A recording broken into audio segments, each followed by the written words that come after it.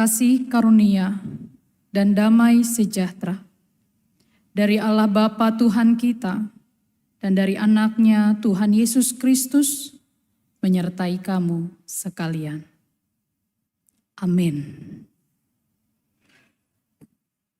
Bapak, Ibu, dan saudara-saudari yang mengikuti ibadah Passion pada malam hari ini dari gereja, demikian juga yang mengikuti secara live streaming, kita akan mendengarkan firman Tuhan yang tertulis dalam Injil Matius pasal 26 ayat 69 sampai ayat yang ke-75.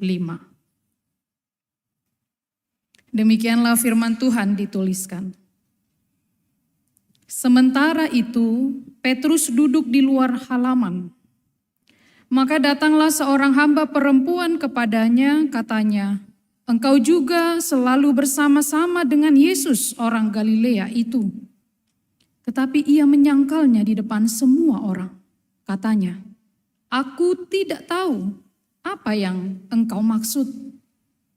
Ketika ia pergi ke pintu gerbang, seorang hamba lain melihat dia dan berkata kepada orang-orang yang ada di situ, "Orang ini bersama-sama dengan Yesus, orang Nazaret itu." Dan ia menyangkalnya pula dengan bersumpah, "Aku tidak kenal orang itu." Tidak lama kemudian orang-orang yang ada di situ datang kepada Petrus dan berkata, "Pasti engkau juga salah seorang dari mereka. Itu nyata dari bahasamu."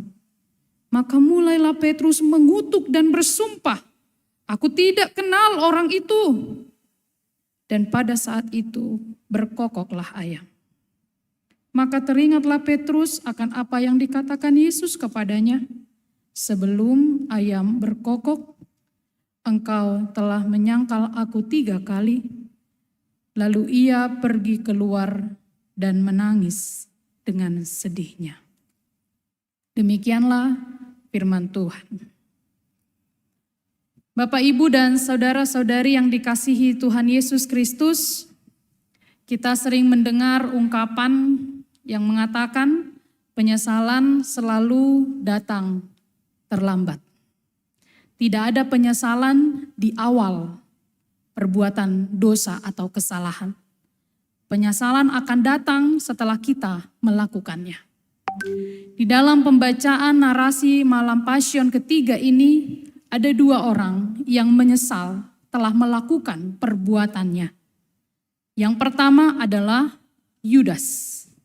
Yudas menyesal melemparkan 30 keping uang perak, tetapi dia pergi menggantungkan dirinya. Yang kedua, yang menyesal, Petrus.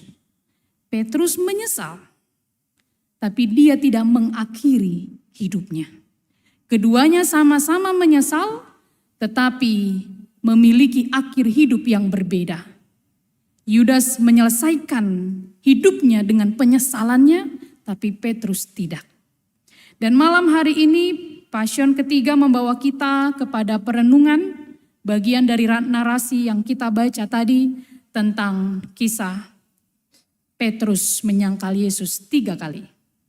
Saudara-saudari yang dikasihi Tuhan Yesus Kristus, William Barclay dalam buku Pemahaman Alkitab Setiap Hari menuliskan demikian. Jangan menilai Petrus lebih buruk daripada yang seharusnya. Yang sering kita pikirkan tentang Petrus adalah dialah yang menyangkal Tuhan Yesus sebanyak 3 kali. Ada banyak catatan dalam Alkitab yang dapat kita temukan tentang bagaimana Petrus dalam cerita Injil. Namun cerita tentang dia menyangkal Tuhan Yesus menjadi cerita yang paling diingat seringkali oleh banyak orang, menjadi salah satu noda hitam dalam perjalanan Petrus.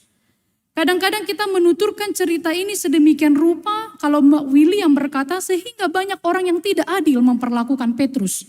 Hanya berkata Petrus itu penyangkal yang tidak mengakui Tuhan Yesus.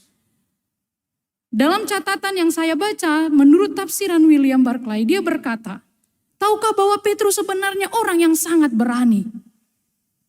Kita dengar ini sepertinya nggak percaya. Bertolak belakang. Dia menyangkal karena ketakutannya. Tapi justru menurut salah satu tafsiran dari sudut pandang lain, Petrus adalah orang yang berani menurutnya. Kenapa? Malam itu kita akan lihat mundur ke belakang di malam Passion yang kedua. Malam itu ketika Tuhan Yesus ditangkap di Getsemane, satu-satunya murid yang berani membawa pedang dan menghunus pedang itu adalah Petrus. Yang lainnya tidak. Hanya Petrus. Yang lainnya langsung mengambil posisi dengan ketakutannya. Yang kedua, salah satu-satunya murid yang berani menghunuskan pedangnya. Dan salah satu dari pasukan Romawi itu seorang yang dikatakan adalah hamba dari imam besar. Yohanes 18 ayat 10. Telinganya dikatakan di sana tanda kutip sampai putus. Walaupun Tuhan Yesus melakukan keajaiban malam hari itu. Tapi satu-satunya yang berani melakukan itu dengan pasukan Romawi yang sangat banyak. Sekali lagi, saudara-saudari, pasukan Romawi pada waktu itu sangat banyak. Tapi dia maju seorang diri dan berani melawan mereka. Malkus, telinganya terputus. Ini menurut catatan, jadi bisa banyak sudut pandang. Dan yang ketiga, siapa murid Tuhan Yesus yang berani datang ke halaman rumah imam besar waktu Tuhan Yesus ditangkap? Hanya Petrus. Yang lain mana? Sembunyi. Begitu Tuhan Yesus ditangkap di Getsemane, mereka kabur sembunyi. Memang mereka tidak menyangkal, tapi mereka tidak ada bersama dengan Yesus pada waktu itu. Petrus memang menyangkal, dia memang terjatuh, dia melakukan noda hitam, dia melakukan kesalahan. Tapi Petruslah satu-satunya yang bersama dengan Tuhan Yesus. Bahkan tanda kutip dia seperti masuk ke gua singa sebenarnya. Ketika dia masuk ke halaman rumah imam besar. Waktu Yesus diadili, ditanyai. Kan sebenarnya dia tanda kutip kita boleh katakan seperti masuk ke gua singa. Karena bisa saja dia ikut ditangkap. Tapi hanya Petrus yang ada bersama dengan Tuhan Yesus. Bapak, Ibu, dan saudara-saudari, penyangkalan Petrus terjadi karena dia bersama dengan Yesus di halaman rumah imam besar saat Yesus diadili. Penyangkalannya bukan di tempat lain, tapi saat Tuhan Yesus sedang diadili. Dan hanya dia dicatat dalam Alkitab yang mengikuti secara diam-diam. Saudara-saudari yang dikasihi Tuhan Yesus Kristus, itulah beberapa pandangan lain. Sehingga dia katakan janganlah langsung menilai Petrus hanya dari sisi negatifnya. Tapi lihat dia sebenarnya murid yang berani. Yang lain lari, hanya Petrus yang tidak. Meskipun dia jatuh di rumah imam besar. Yang lain memang tidak jatuh, tidak menyangkal Yesus. Yang lain memang berdiri, tapi mereka berdiri sambil bersembunyi, tidak bersama dengan Tuhan Yesus. Penyangkalan Petrus menurut beberapa pandangan dialami Petrus justru karena keberaniannya mengikuti Tuhan Yesus. Agak bertolak belakang memang, tapi kalau kita renungkan, ini bisa menjadi satu perenungan yang dalam. Saudara-saudari yang dikasihi Tuhan Yesus Kristus, kita mungkin tidak jatuh. Kita mungkin tidak menyangkal Tuhan Yesus seperti Petrus melakukannya di hadapan banyak orang. Tapi apakah kita pernah berada di situasi seperti Petrus? Apalagi untuk memutuskan masuk ke halaman rumah imam besar. Kita mungkin tidak menyangkal Tuhan Yesus, tapi kita tidak berada di posisi Petrus yang mengikuti Tuhan Yesus saat diadili. Saya teringat waktu saya mahasiswa di STT HKBP, kami ada setiap tahun namanya Korsua, Pekan Olahraga Siswa dan Seni. Di sana ada lomba nyanyi, lomba trio, lomba paduan suara, ada juga lomba olahraga berbagai macam, banyak sekali jenisnya. Dan ada di sana pertandingan untuk mahasiswa putri STT HKBP namanya futsal putri. Jadi di situ berlomba antar tingkat mahasiswa. Dan saya waktu itu dibuat posisinya sebagai kiper. Kebetulan angkatan kami menang. Tapi kalau sekarang disuruh lagi tidak bisa. Sudah pasti gagal. Banyak penurunan secara kekuatan. Lalu saya teringat, saya tidak perlu sebutkan. Kalau kita lihat di Piala Dunia, tentu ada yang kegogolan gawangnya sehingga dia kalah. Sedangkan saya menang di pertandingan Korswa waktu saya mahasiswa. Saya menang, mereka yang mengikuti lomba di Piala Dunia yang tidak juara 1 kalah sebagai kiper. Karena gawangnya kebobolan. Saya menang sekali lagi.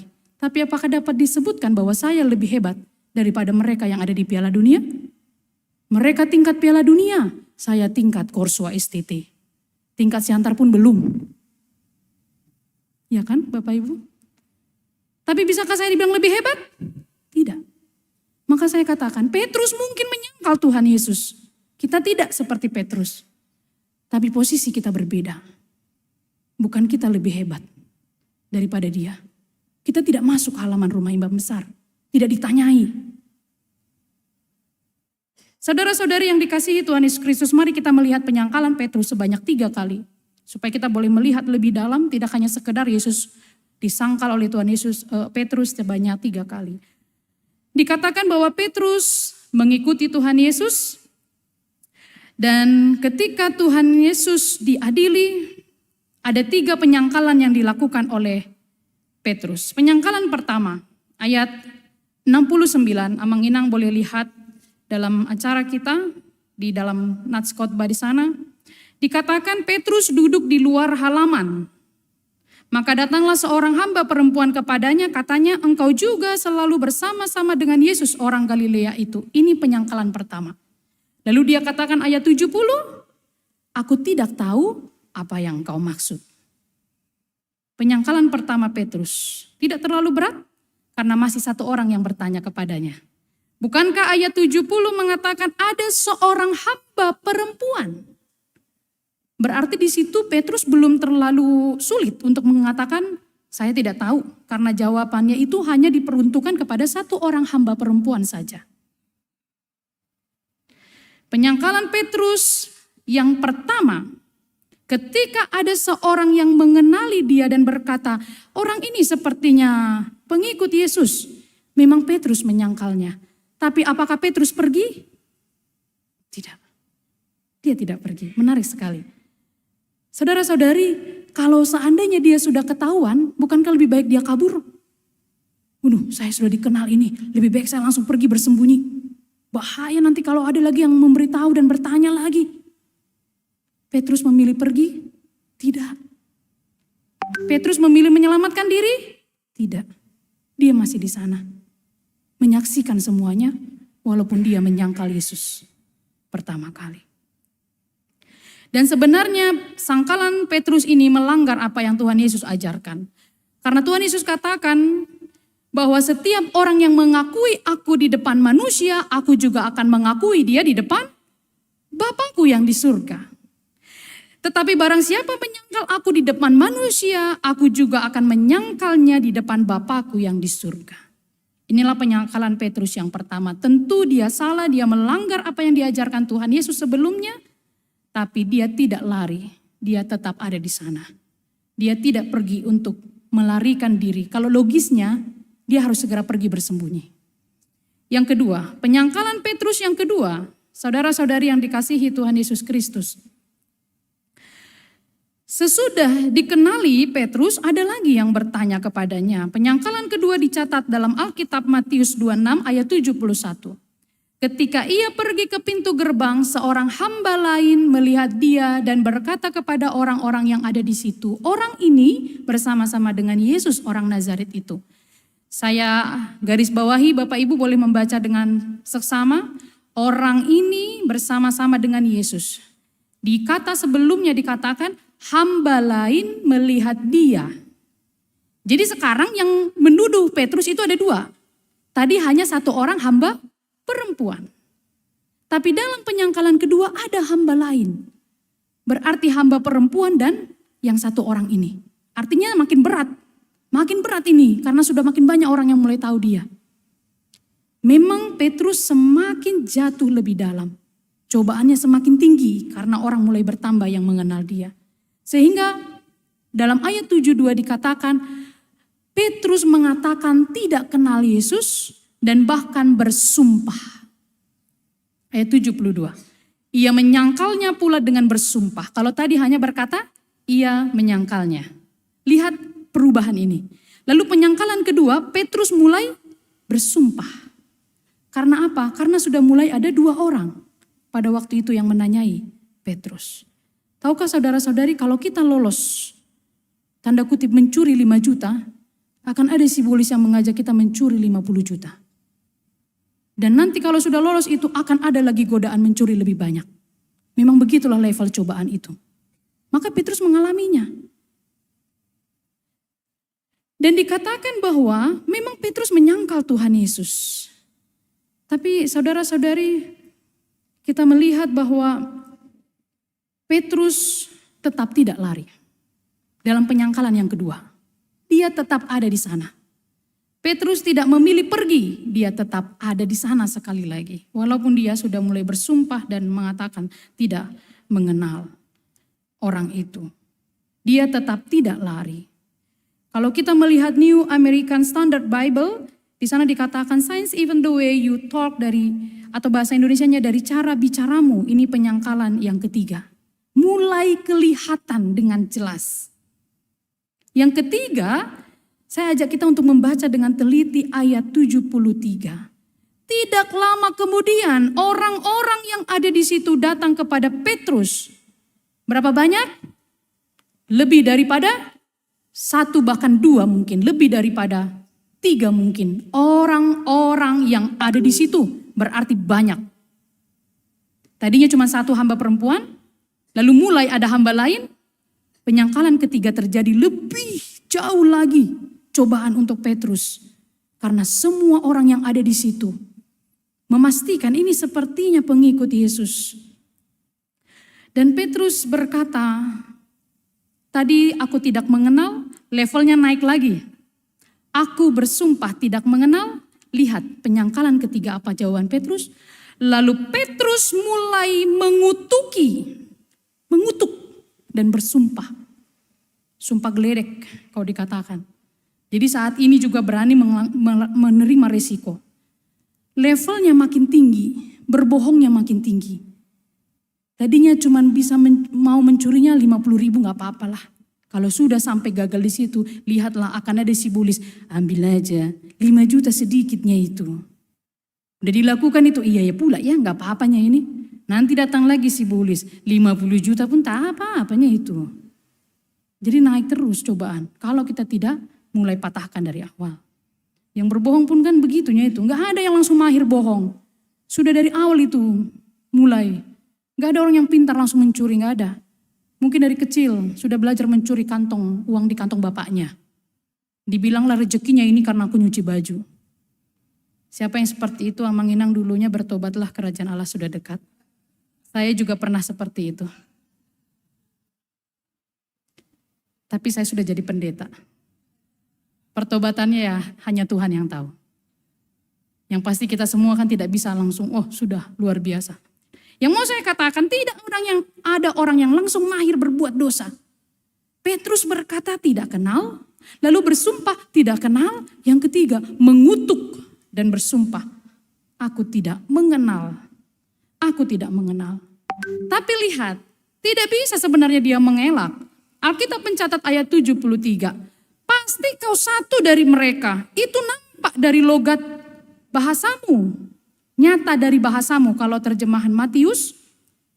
Tapi kalau terjemahan yang lain, boleh kita lihat nanti di ayat yang paralel, ada yang mengatakan dari logat bicara. Kalau Matius kan menuliskannya dari bahasamu nampak. Kau orang Galilea. Karena kalau orang sana itu nampak kali logatnya orang Galilea.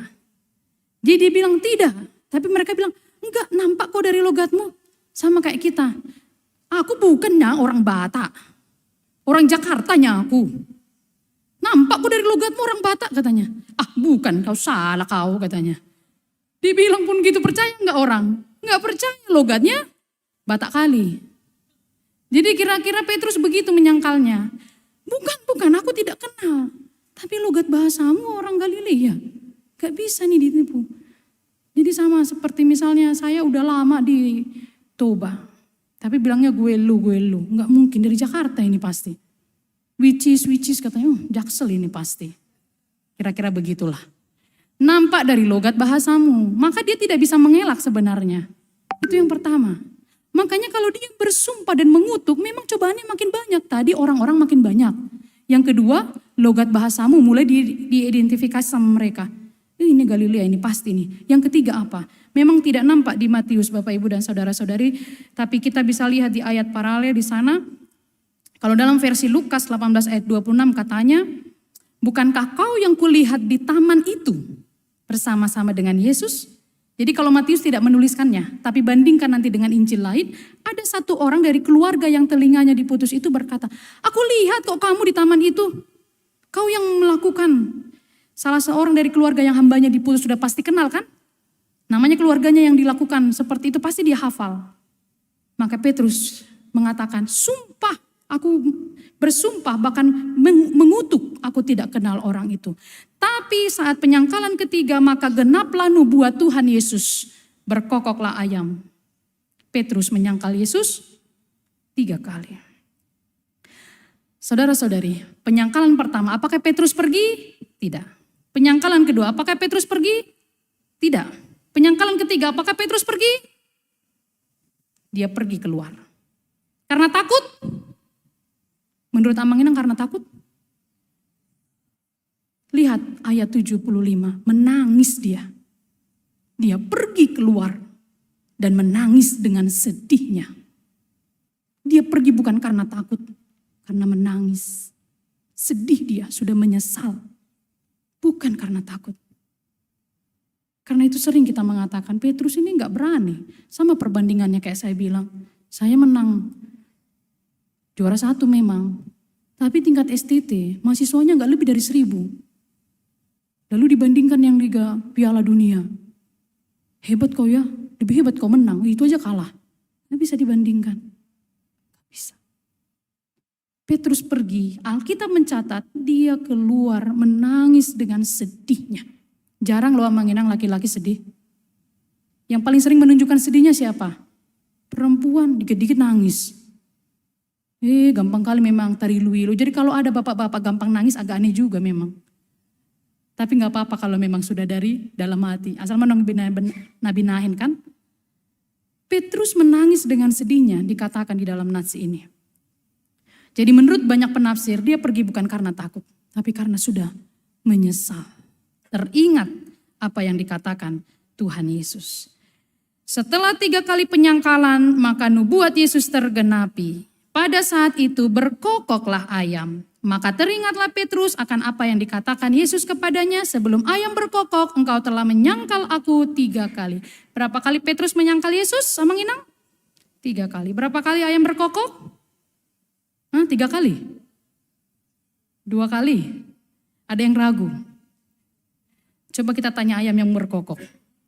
Bukan kepada rumput yang bergoyang. Sering ada yang bilang begini, ayam berkokok 3 kali Petrus menyangkal Yesus.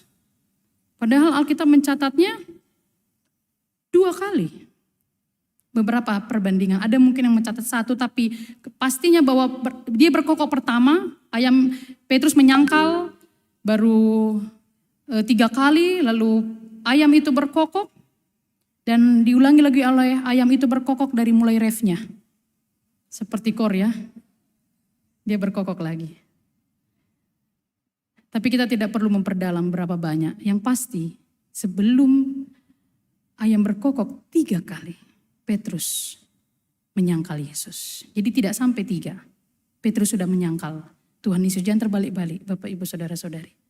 Jemaat yang dikasihi Tuhan Yesus Kristus, mari kita lihat apa yang dapat kita renungkan dalam firman Tuhan hari ini. Yang pertama, apa yang membuat Petrus jatuh dan akhirnya menyangkal Tuhan Yesus, walau cintanya kepada Tuhan membuat dia berani masuk ke dalam ke dalam halaman rumah imam besar, menyaksikan Tuhan Yesus. Walaupun dia kan katanya menurut versi Injil lain sambil di perapian, diam-diam dia bersembunyi, tapi dia tidak pergi meninggalkan Tuhan Yesus. Kenapa dia bisa jatuh? Karena dia tidak berdoa. Matius 26 ayat 39. Kita mengingat waktu Tuhan Yesus berdoa, Itu ada di narasi Passion kedua tadi kemarin. Tuhan Yesus berdoa bahkan meminta cawan ini kalau boleh lalu daripada aku. Setelah itu ia kembali kepada murid-muridnya. Ternyata didapati bahwa mereka sedang tidur. Tuhan Yesus sampai berkeringat darah menurut Injil Lukas. Secara medis ada, kalau sudah takut sekali itu bintik-bintik kecil seperti darah. Tuhan Yesus menurut Lukas, karena Lukas seorang dokter mengalami itu, saking takutnya. Dia berdoa kepada Tuhan. Tapi apa yang Petrus lakukan? Tidak. Petrus terlalu percaya diri bahwa dia akan setia dan taat kepada Tuhan. Yesus saja berdoa dalam ketakutan yang hebat. Apalagi harusnya manusia. Petrus terlalu yakin diri sampai ia tidak berdoa. Bahkan Petrus terlalu yakin diri, ini bisa dilihat dalam Matius 26 ayat 33. Petrus menjawab, biarpun mereka semua tergoncang imannya, karena engkau, aku sekali-kali tidak. Memang dia mau taat. Tapi Tuhan Yesus katakan, berjaga-jagalah dan berdoalah. Roh memang penurut, tapi daging lemah. Gir-gir dototi, alai galido daging. Saya mau setia melayani Tuhan, berdoalah. Puji Tuhan, Amang Inang mau berdoa, mau melayani Tuhan. Tapi doakan supaya Amang Inang tetap setia melayani Tuhan. Pokoknya kalau aku ada berkat, aku mau berikan untuk gereja. Puji Tuhan, tapi doakan supaya tidak melupakan janji itu. Aku ingin berbuat baik, aku ingin ini dan itu, puji Tuhan. Aku ingin taat melakukan firman Tuhan, puji Tuhan. Tapi doakan supaya kita tidak jatuh ke dalam pencobaan. Karena roh memang penurut. Yesus berkata, tapi daging lemah. Itu sebabnya saudara-saudari, Petrus tidak berdoa untuk dirinya sendiri. Tapi Yesus mendoakan Petrus. Itu tertulis dalam Matius 22 ayat 31 ayat sebelum ini. Dikatakan demikian. Simon, Simon, iblis telah menuntut engkau. Menampi kamu seperti gandum. Ayat 32, tetapi aku berdoa untuk engkau. Supaya imanmu jangan gugur. Dan engkau, jikalau engkau sudah insaf, kuatkanlah saudara-saudaramu. Yesus mendoakan Petrus, tapi Petrus tidak berdoa untuk dirinya sendiri. Karena itu renungan ini mengajak kita. Banyak orang yang gemar titip doa. Doakan saya, tapi dia tidak berdoa untuk dirinya sendiri. Banyak orang yang gemar menitip doa. Jangan bergantung pada orang lain untuk berdoa bagi saudara, bagi Amang Inang. Tapi diri sendiri tidak berdoa. Jangan merasa bahwa kalau orang sudah mendoakan lebih mantap, lebih cepat dijawab Tuhan. Kalau pendeta yang berdoa, lebih cepat ini nyampe ke surga. Kalau pendeta tertentu yang doa akan terkabul terus doanya. Kita punya akses dan status yang sama di hadapan Tuhan dalam hal meminta.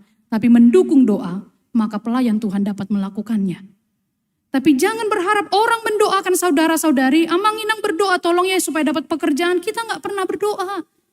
Tolong ya supaya kami sehat, tapi Amang Inang saudara-saudari tidak pernah berdoa. Yesus mendoakan Petrus, tapi Petrus terlelap sampai 3 kali Tuhan Yesus mengingatkannya. Saudara-saudari, mari kita ingat bahwa hidup dalam doa sangat penting. Mungkin kita tidak menyangkal Yesus seperti Petrus di hadapan banyak orang. Tapi banyak penyangkalan-penyangkalan yang tidak kita sadari. Saya punya teman yang melayani di daerah yang mayoritas agama yang tidak sama dengan kita. Dia bilang kalau sudah makan bersama dengan teman-temannya ini, saya berdoanya dalam hati. Dan tidak terlalu ditunjukkan dia sedang berdoa. Ya gak apa-apa, gak ada yang salah dengan berdoa dalam hati. Tapi kalau berdoa dalam hati karena ketakutan, kita sedang menyangkal Tuhan Yesus juga. Banyak begitu mungkin kalau di mall tidak berdoa. Udahlah ya, amin ya, doa masing-masing. DMM. Ada yang mungkin dalam hal lain boleh saja, tidak ada yang salah. Tapi kalau berdoa tidak dilakukan karena takut kepada yang sebelah kanan, sebelah kiri. Kita sudah menyangkal Yesus. Banyak penyangkalan yang tidak seperti Petrus, tapi sering kita lakukan. Karena itu percaya diri terlalu tinggi yang berlebihan, jangan dilakukan sampai melupakan doa. Untuk bisa taat kepada Tuhan, kita tidak boleh bersandar pada diri sendiri. Selalu mengandalkan, berdoa kepada Tuhan, minta kekuatan untuk taat. Saya mau setia, minta kekuatan, karena itu datangnya daripada Tuhan. Kalau ada sedikit mungkin koreksi, ada satu lagu yang sering saya dengar. Ku berjuang sampai akhirnya, kau dapati aku tetap setia. Ku berjuang. Seolah-olah kita yang memperjuangkan kesetiaan. Itu datang dari Tuhan. Makanya kita berdoa supaya Tuhan anugerahkan kepada kita ketaatan dan kesetiaan. Salah satu yang kita bisa akan temukan dalam teologi dalam Alkitab, tapi tidak perlu saya jelaskan di sini. Jadi banyak yang boleh kita pahami, khususnya dalam ketaatan, kesetiaan itu datang dari Tuhan dan kita harus minta terus. Pokoknya saya mau jadi sintua yang setia. Menurut kita secara daging, tapi kan roh lemah, makanya minta terus, berdoa terus kepada Tuhan. Jemaat yang dikasihi Tuhan Yesus Kristus, selamat masuki passion ketiga. Besok kita akan masuk passion yang keempat. Biarlah kita bisa semakin lebih dekat kepada Tuhan, merenungi masa passion ini, supaya kita boleh semakin mengikuti apa yang Tuhan inginkan. Karena itu pada akhirnya jangan berkata aku tidak akan menyangkal Engkau, Tuhan. Tapi lebih baik katakan, beri aku kekuatan supaya aku tidak menyangkal Engkau, Tuhan. Jangan terlalu percaya diri, katakan aku tidak akan menyangkal Engkau. Tapi berdoalah, Tuhan beri saya kekuatan supaya seumur hidup saya tidak menyangkal Engkau. Amin. Kita berdoa.